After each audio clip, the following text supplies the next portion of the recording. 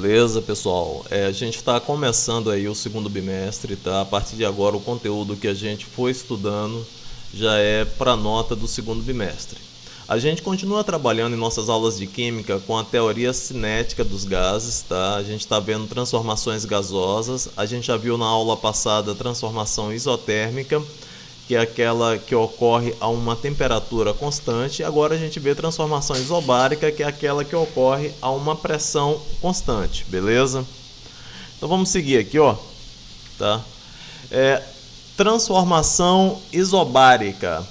As transformações isobáricas são aquelas que ocorrem, como eu disse, a uma pressão constante.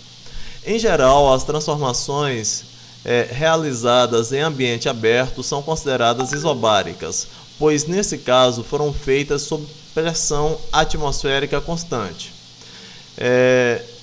Em uma transformação isobárica é possível verificar como o volume e a temperatura se relacionam.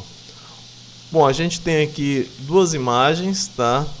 Retiradas aí do livro de vocês, onde a gente pode observar uma garrafa PET imersa em água quente, tá?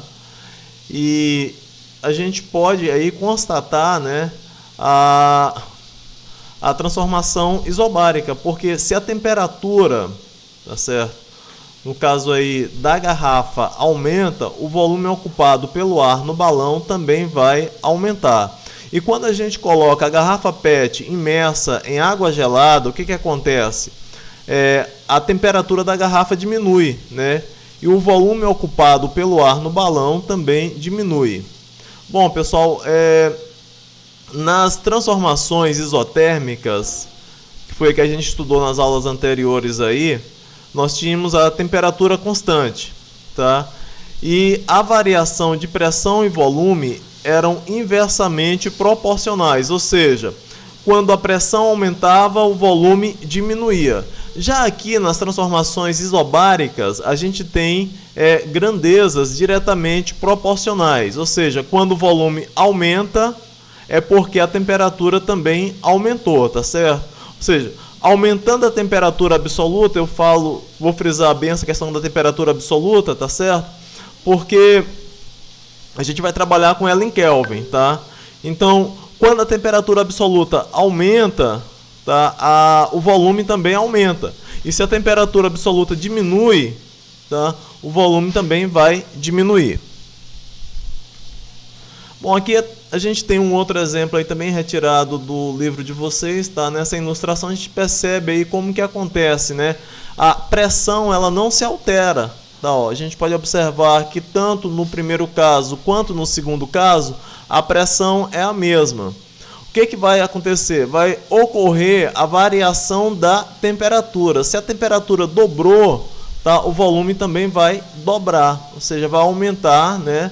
Que a gente tem o volume inicial e aqui a gente tem o volume final, tá? Ele aumentou em função da variação de temperatura, tá?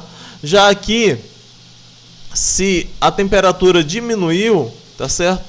O volume também vai diminuir, tá? Então são grandezas diretamente proporcionais, pessoal.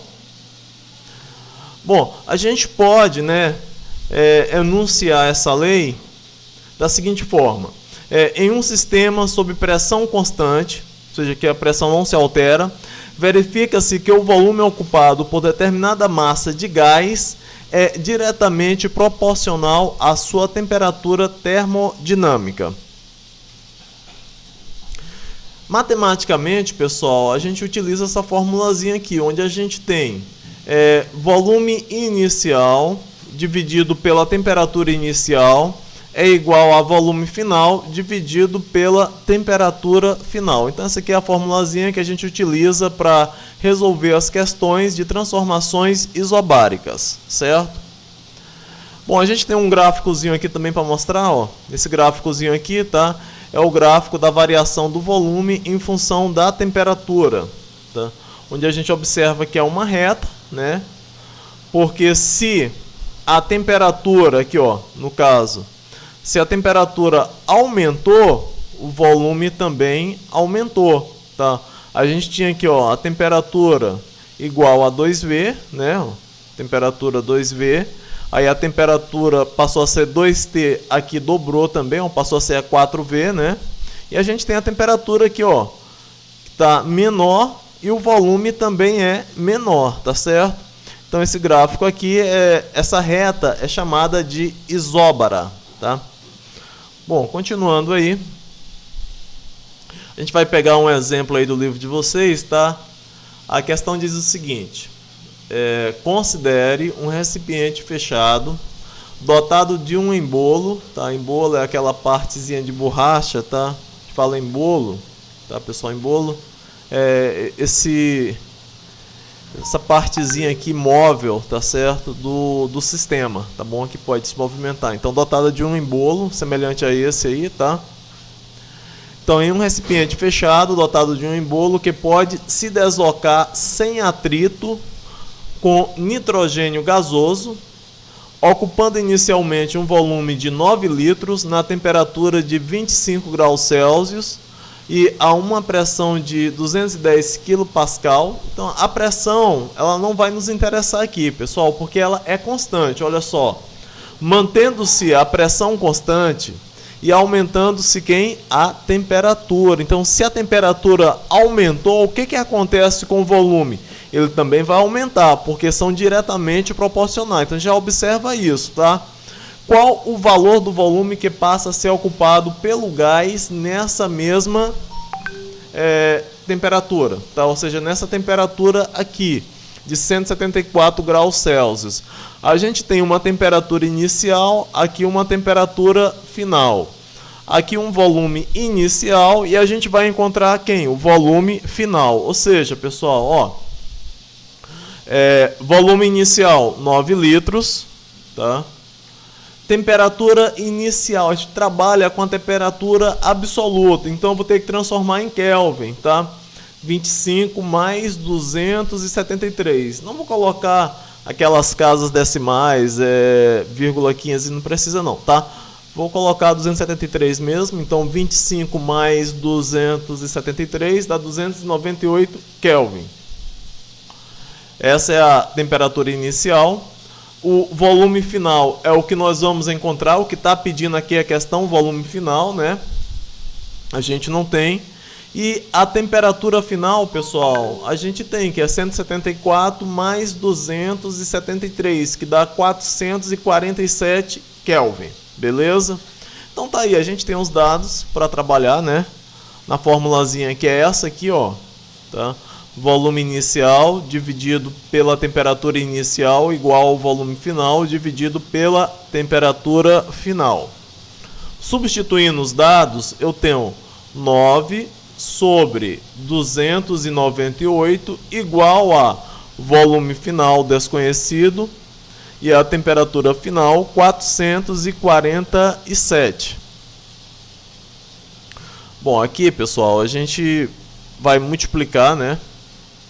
Que fica fácil, a gente multiplica o 298 vezes a temperatura final. A gente trabalha isso em matemática, produto dos meios pelo produto dos extremos. Então dá 298 volume final igual a 9 vezes 447, 4023. Volume final 4023 dividido por 298.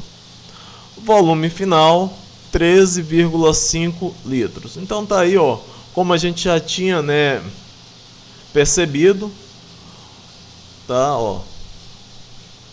O volume aumentou, né, pessoal? Se a temperatura aumenta, o volume também aumenta, tá OK? Bom, um gráficozinho aqui só para a gente observar, né, o gráfico isóbaro, né, da transformação isobárica.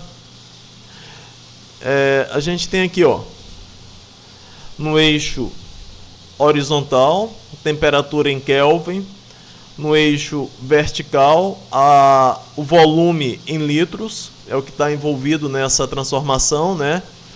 Volume e temperatura.